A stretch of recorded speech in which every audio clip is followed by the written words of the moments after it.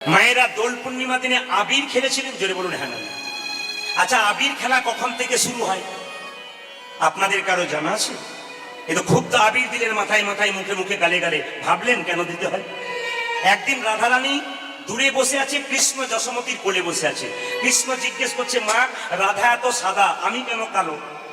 ও দেখতে অত সুন্দর, আমি কেন কালো? লোকে আমাকে কেলিয়ে বলে। যশোমতী বলছে, না না, এমন কথা বলিস না বাপ, তুই দেখতে খুব সুন্দর, রংটা তো কালো হতে পারে। বলছে, না, রাধা এত সাদা, আমি কালো কেন? যশোমতী নিজের হাতে থেকে একটু আবির দিয়ে বলল, রাধার মুখে দিয়ে দে, দেখবি মুখটা পরিবর্তন হয়ে যাবে, সাদাটা থাকবে না। জোরে গিয়ে কৃষ্ণ রাধার মুখে দিয়ে দিয়েছে, অমনি রাধারানী কেড়ে তার মুখে। প্রথম কিন্তু আবির ওদের মধ্যে খেলা হয়েছিল।